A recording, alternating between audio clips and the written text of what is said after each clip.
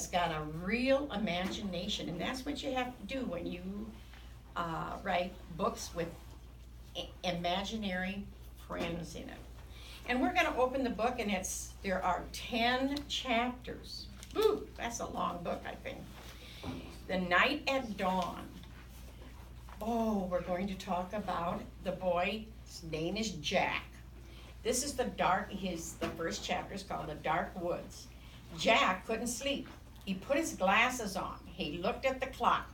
5:30. It must have been in the morning, because that's when you get out of bed, is in the morning, isn't it? Nobody gets up at 5 o'clock at night, do they? No. We're playing outside. We're playing outside, aren't we? Yes. Too early to get up, he says. Yesterday, so many strange things had happened. Now he was trying to figure them out. He turned on the light. He picked up his notebook. He looked at the list he'd made before going to bed. And as I read that, I thought about that, it's really something that he must have had an adventure the day before. Because I'll tell you, that came in book number 1. So if you read that book number 1, you know what his adventure was. I have to read further to find out what the adventure was.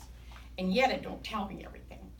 So he was looking at, just a bit, he looked at the list he had made before going to bed. Found Treehouse in woods. Found lots of books in it. Pointed to a pteranodon picture book. Do you know what that is? That's a dinosaur. And I don't even pronounce it right, probably. Made a wish, went to time of dinosaurs. He did have another adventure. He went to the time of dinosaurs. So you guys get book number 1 and find that. Pointed to a picture of Frog Creek Woods, made a wish, came home to Frog Creek. So he must live in Frog Creek. Jack pushed his glasses into place. Who was going to believe any of this? Not his mom, or his dad, or his 3rd grade teacher, Miss Watkins. Only his 7-year-old sister, Annie. She'd gone with him to the time of the dinosaurs. Can't you sleep, she says. It was Annie standing in the doorway. Nope, says Jack. Me neither, said Annie. What are you doing? She walked over to Jack and looked at his notebook. She read the list. Aren't you going to write about the gold medal? She asked. You mean the gold medallion, said Jack.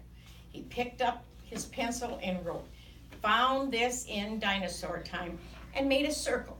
So a medallion must be some kind of a necklace type thing. Aren't you going to put the letter M on the medal, said Annie. Medallion, said Jack, not medal. He added an M. See the M on the little necklace that he found? I don't know what that means, an M. Aren't you going to write about the magic person, said Annie. We don't know for sure if there is a magic person, said Jack. Well, someone built the tree house in the woods. Someone put the books in it. Someone lost a gold medal in dinosaur time. Medallion, said Jack for the 3rd time. And I'm just writing down facts, the stuff we know for sure. Let's go back to the treehouse right now, said Annie, and find out if the magic person is a fact. Are you nuts, said Jack. The sun's not even up yet. Come on, said Annie. Maybe we can catch them sleeping. I don't think we should, said Jack. He was worried. What if the magic person was mean? What if he or she didn't want kids to know about the treehouse? Well, I'm going, said Annie. Jack looked out his window at the dark gray sky. It was almost dawn. He sighed. Okay, let's get dressed. I'll meet you at the back door. Now, be quiet. Yay, she whispered. She tiptoed away as quietly as a mouse. Jack put on his jeans, a warm sweatshirt, and sneakers. He tossed his notebook and pencil in his backpack. He crept downstairs. Annie was waiting by the back door. She shined a flashlight in Jack's face. Ta-da! A magic wand, she said. Shh! Don't wake up Mom and Dad, whispered Jack. and turn that flashlight off. We don't want anyone to see us. Annie nodded and turned it off. Then she clipped it onto her belt. They slipped out the door into the cool early morn. Crickets were chirping. The dog next door barked. "Quiet, Henry," whispered Annie. Henry stopped barking. Animals always seemed to do what Annie said. "Let's run," said Jack. They dashed across the dark, wet lawns and didn't stop until they reached the woods. "We need the flashlight now," said Jack. Annie took it off of her belt and switched it on. Step by step, she and Jack walked between the trees. Jack held his breath. The dark woods were scary. "Gotcha," said Annie, shining the flashlight in Jack's face. Jack jumped back. Then he frowned. "Cut it out," she said. "I scared you," said Annie. How many has done that to your brothers or sisters? I know I did when I was young. I know.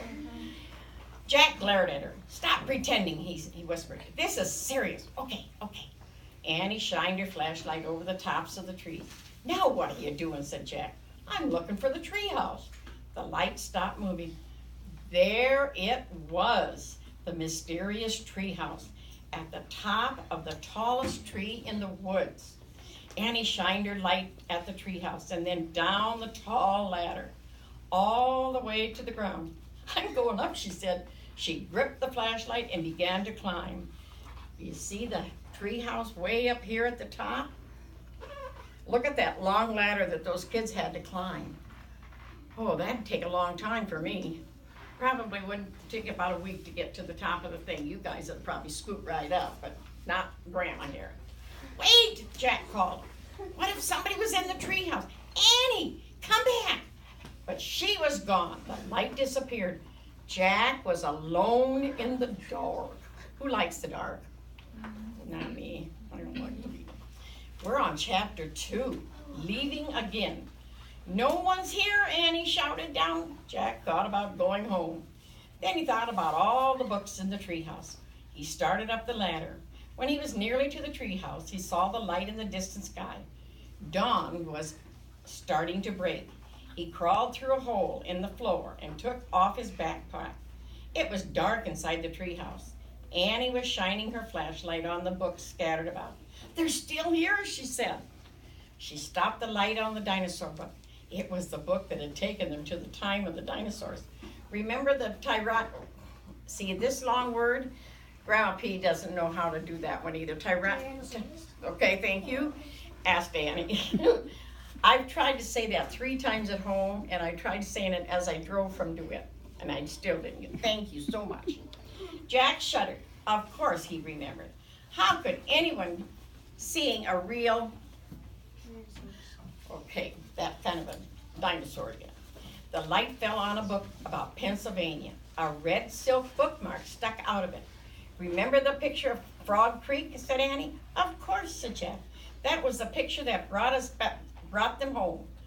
"There's my favorite," said Annie. The light was shining on a book about knights and castles. You think that's where they're gonna go? Probably. There was a blue leather bookmark in it. Annie turned to the page with the bookmark. There was a picture of a knight on a black horse. He was riding towards the castle. "Annie, close that book," said Jack. "I know what you're thinking." Annie pointed at the knight. "Don't, Annie. We wish we could see this guy for real," said Annie. "No, we don't," shouted Jack. They heard a strange sound. "Nee!" It sounded like a horse neighing. They both went to the window. Annie shined the flashlight down on the ground. "Oh no," whispered Jack. "A knight," said Annie. "A knight in shining armor, riding a black horse through the Frog Creek woods." Then the wind began to moan. The leaves began to tremble. It was happening again. "We're leaving," cried Annie. "Get down!" The wind moaned louder. The leaves shook harder, and the treehouse started to spin. It spun faster and faster. Jack squeezed his eyes shut. Then everything was still. Absolutely still. Jack opened his eyes. He shivered. The air was damp and cool. The sound of a horse's whinny came again from below. Nee! I think we're here, whispered Annie. She was still holding the castle book. Jack peeked out of the window. Oh, they were. A huge castle loomed out of the fog. He looked around. The treehouse was in a different oak tree. And down below, the knight on the black horse was riding by. We can't stay here, said Jack. We have to go home and make plans first. He picked up the book about Pennsylvania. He opened it to the page with a red silk bookmark. He pointed to the photograph of the Frog Creek woods. I wish... No, said Annie. She yanked the book away from him. Let's stay. I want to visit the castle. You're nuts. We have to examine the situation, said Jack from home. Let's examine it here, said Annie. Come on. He held out his hand. Give it. Annie gave Jack the book. Okay, you can go home. I'm staying, she said. She clipped the flashlight to her belt. Wait, said Jack. I'm going to take a peek. A tiny peek. And she scooted down the ladder. Jack groaned. Oh, okay, she had won. Couldn't leave without her. Besides, he sort of wanted to take a peek himself. He put down the book about Pennsylvania. He dropped the castle book into his pack. He stepped onto the ladder and headed down into the cool, misty air. We're on chapter 3. Annie was under the tree. It's called Across the Bridge. Annie was under the tree, looking across the foggy ground. The knight's riding towards that bridge, I think, said Annie. The bridge goes to the castle. Wait, I'll look it up, said Jack. Give me the flashlight. He took the flashlight from her and pulled the castle book out of his pack. He opened it to the page with a leather bookmark. He read the words under the picture of the knight. This is a knight arriving for a castle feast. Knights wore armor when they traveled long and dangerous distances. Their armor was very heavy. A helmet alone could weigh up to 40 pounds. Wow, Jack said. Jack had weighed 40 pounds when he was 5 years old. So it'd be like riding a horse with a 5-year-old on top of your head. Jack pulled out his notebook. He wanted to take notes as he'd done on the dinosaur trip. He wrote, heavy head. What else? He turned the pages of the castle book. He found the picture that showed the whole castle and the building around it. The knight's crossing the bridge, said Annie. He's going through the gate. He's gone. Jack studied the bridge in the picture. It read, a drawbridge crossed the moat, M-O-A-T. The moat was filled with water to help protect the castle from enemies. Some people believe crocodiles were kept in the moat. Jack wrote in his notebook, crocodiles and moat. That's where he'd want to stay away from, wouldn't you? Look, said Annie, peering through the mist. A windmill right over there. Yep, there's a windmill in here too, said Jack, pointing at the picture. Look at the real one, Jack, said Annie. Not the one in the book. A piercing shriek split the air. Yikes, said Annie. It sounded like it came from the little house over there. She pointed through the fog. There's a little house here, said Jack, studying the picture. He turned the page and read. The hawk house was in the inner ward of the castle. Hawks were trained to hunt other birds and small animals.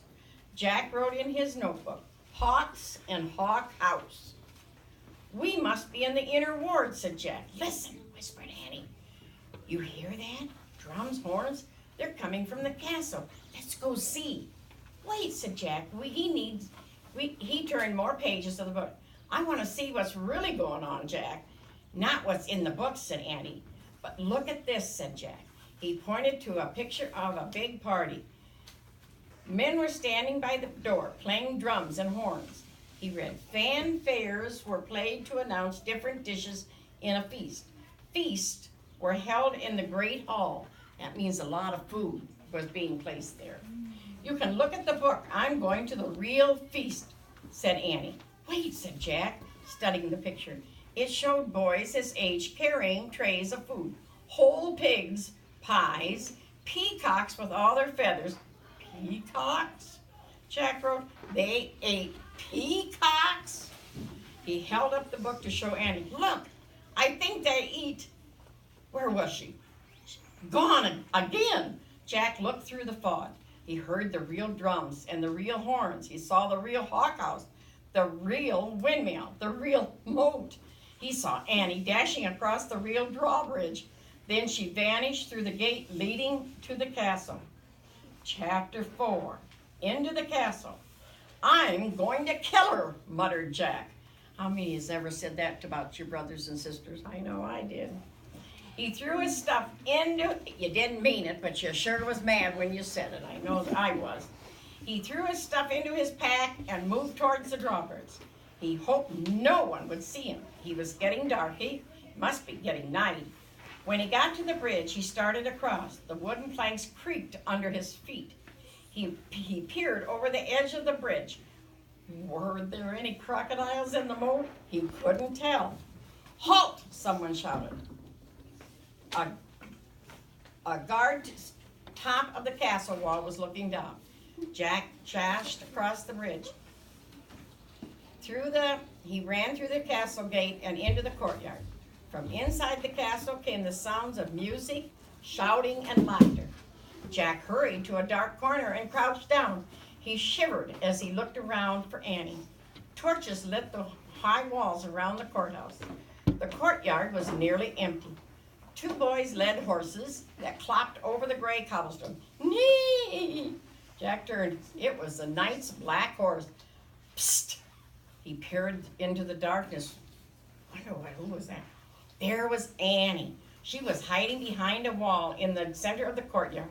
She waved at him. Jack waved back. He waited till the boys and the horses disappeared inside the stable. Then he dashed to the well. I'm going to find the music, whispered Annie. Are you coming? Oh, okay, Jack said with a sigh. They tiptoed together across the cobblestone. Then they slipped into the entrance of the castle. Noise and music came from the bright room in front of them. They stood on one side of the doorway and peeked in. The feast in the great hall, whispered Jack. He held his breath as he stared in awe. A giant fireplace blazed at one end of the noisy room. Antlers and rugs hung on the stone wall. Flowers covered the floor. Boys in short dresses carried huge trays of food. Dogs were fighting over the bones under the table. Oh, my goodness. People in bright clothes and funny hats strolled among the crowd. Some played funny-shaped guitars. Some tossed balls in the air. Some balanced towards swords on their hands. Men and women dressed in capes and furs sat at long, crowded wooden tables. I wonder which one is the knight, said Jack. I don't know, whispered Annie, but they're eating with their fingers. So they didn't have knives and forks yet. Suddenly, someone shouted behind them. Jack whirled around. A man carrying a tray of pies was standing a few feet away. Who art thou? He asked angrily. Jack, squeaked Jack. Annie, squeaked Annie. Then they ran as they could, fast as they could, down a dimly lit hallway. From chapter 5. And it's called Trapped. Come on, cried Annie. Jack raced behind her. Were they being followed? Here, quick! Annie dashed towards a door off the hallway.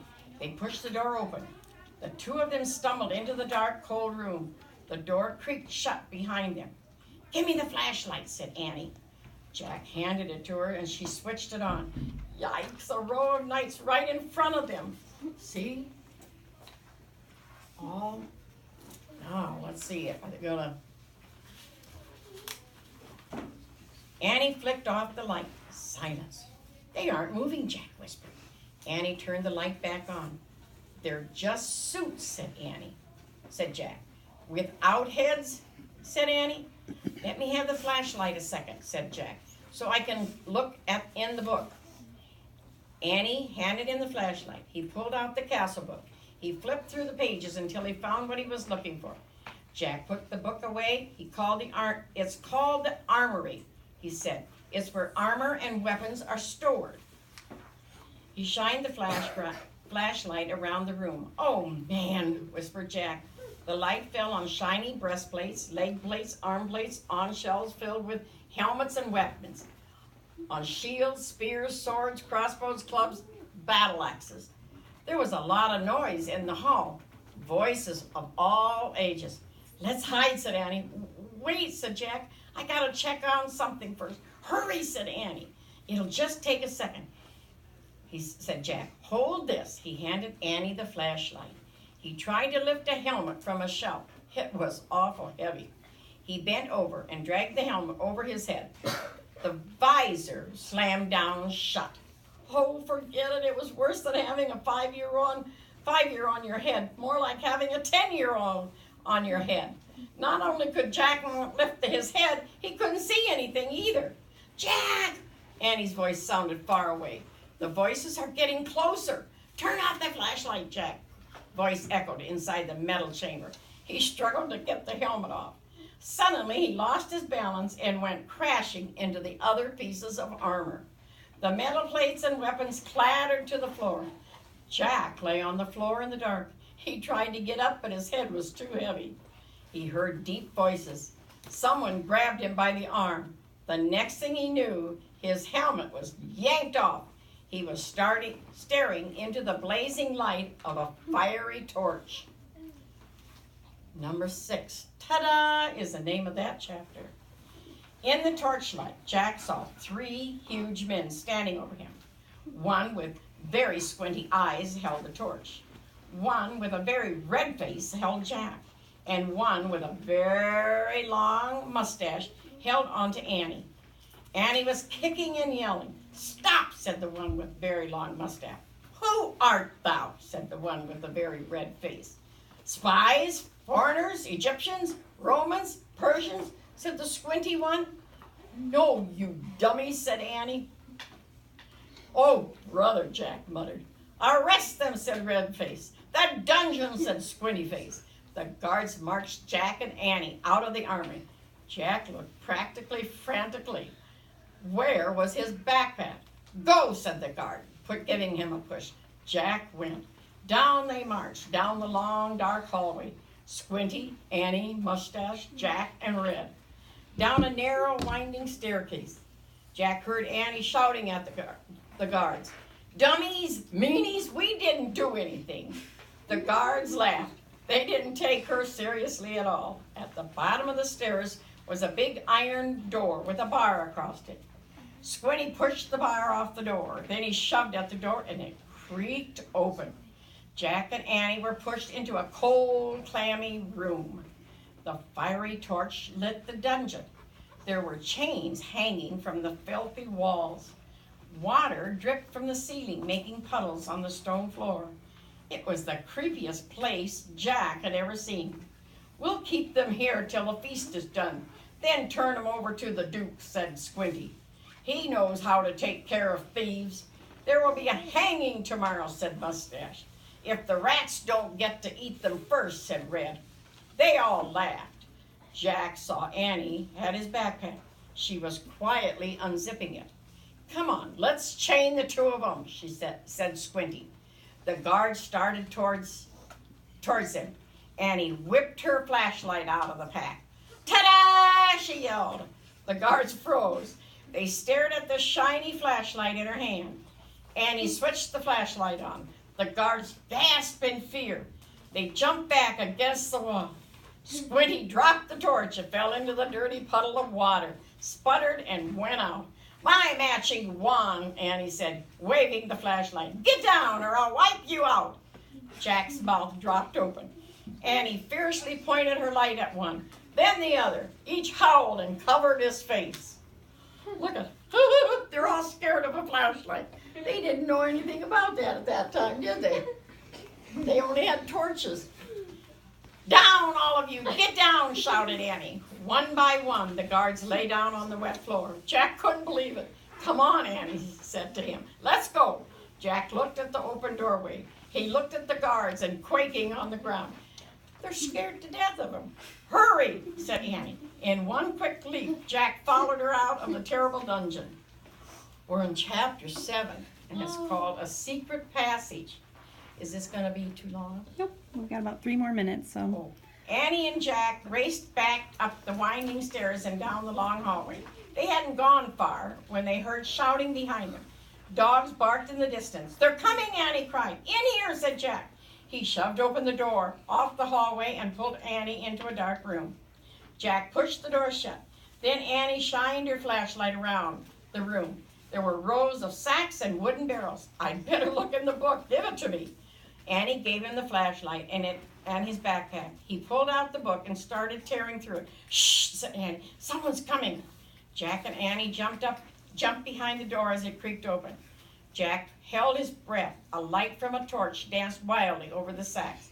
The light disappeared. The door slammed shut. "Oh, man, we have to hurry. They might come back," whispered Jack. His hands were trembling as he flipped through the pages of the castle book. "Here's the map of the castle," he said. "Look, this must be the room we're in. It's a storeroom." Jack studied the room in the book. "These are sacks of flowers and barrels of wine." "Who cares? We have to go," said Annie. "Before they come back." "No, look." He pointed to that map. "Here's a trap door." He read aloud. "This door leads from the storeroom through a secret passage to a priestess, over the moat, something over the moat." "I don't know what that is. We'll have to find out," said Jack. "But first we have to find the door." Then he shined the flashlight around the room. The floor of the room was made up of stones. The trap door in the picture was 5 stones away from the door to the hall. Jack shined the light on the floor and counted the stones. 1, 2, 3, 4, 5. He stamped on the 5th stone. It was loose. He pulled the flashlight on the floor, put the flashlight on the floor. He worked his fingers under the thin sheet of stone and tried to lift it. "Help," said Jack. Annie came over and helped him lift the stone square out of its place. Underneath was a small wooden door. Jack and Annie tugged on the rope handle at the door. The door fell open with a thump. Jack picked up the flashlight and shined it in the hole. "There's a little ladder," he said. "Let's go." He clipped on the flashlight and felt his way down the small ladder. Annie followed. When they both reached the bottom of the ladder, Jack shined the light around them. "There's a tunnel." He crouched down and began moving through the damp, creepy tunnel. The flashlight barely lit the stone walls. He shook the light. Were the batteries running down? "I think our light's dying," he said to Annie. "Hurry," she called from behind. Jack went faster. His back hurt from crouching. The light got dimmer and dimmer. He was desperate to get out of the castle before the batteries died completely. Soon he reached another small wooden door. The door at the end of the tunnel. Jack unlatched the door and pushed it open. He poked his head outside. He couldn't see anything in the misty darkness. The air felt good, cool and fresh. He took a deep breath. "Where are we? What do you see?" whispered Annie behind him. "Nothing, but I think we've come to the outside of the castle," said Jack. "I'll find out." Jack put the flashlight in his backpack again. He put the pack on his back. He stuck his hand out the door. He couldn't feel the ground, just air. "I'm going to have to go feet first," he said. Jack turned around in the small tunnel. He lay down on his stomach. He stuck out his leg, then the other. Jack inched down, bit by bit, until he was hanging out the door, clinging to the ledge. "This must be a precipice," he called to Annie. "Pull me up." Annie reached for Jack's hand. "I can't hold you." Jack felt his fingers slipping. Then down he fell, down through the darkness. Splash! Are we done? You can finish the last one. We still have a few minutes. Water filled Jack's nose You're and almost covered finished. his head. His glasses fell off. He grabbed them just in time. He coughed and flailed his arms. "Jack!" Annie was calling from above. "I'm in the moat," said Jack, grasping for air. He tried to tread water and put his glasses back on. With his backpack, his shoes, and his heavy clothes, he could hardly stay afloat. Splash! "Hi, I'm here," Annie sputtered. Annie come out after him. Holy cow. Jack could hear her nearby, but he couldn't see her. "Which way's land?" Annie asked. "I don't know, just swim." Jack dog paddled through the cold black water. He heard Annie swimming too. At first it seemed as if she was swimming in front of him, but then he heard a splash behind him. "Annie," he called. "What?" Her voice came from in front of him. Not behind. Another splash. Behind. He couldn't see anything through his water-streaked glasses. "Annie," he whispered. "What?" "Swim faster." "But I'm here. I'm over here, near the edge," she whispered. Jack swam through the dark towards her voice. He imagined a crocodile slithering after him. Another splash, not far away. Jack's hand touched a wet, living thing. Ah, he cried. It's me. Take my hand, said Annie. Jack grabbed her hand. She pulled him to the edge of the moat. They crawled over an embankment onto the wet grass. Safe. Another splash came from the moat waters. Oh, man, said Jack. He was shivering all over. His teeth were chattering. He shook the water off his glasses and put them back on. It was so misty he couldn't see the castle. He couldn't even see the moat, much less a crocodile. We made it, said Annie. Her teeth were chattering too. I know, said Jack, but where are we? He peered at the foggy darkness. Where was the drawbridge, the windmill, the hawk house, the grove of trees, the treehouse? Everything had been swallowed up by the thick, soupy darkness. Jack reached into his backpack. He pushed the switch, no more light. They were trapped, not in a dungeon, but in the still, cold darkness. Nee! A horse whinnies. Just then the clouds parted. A full moon was shining in the sky. A pool of light spread through the mist. Then Jack and Annie saw him just a few feet away. The knight. He sat on the black horse. His armor shone in the moonlight. A visor hid his face, but he seemed to be staring right at Jack and Annie.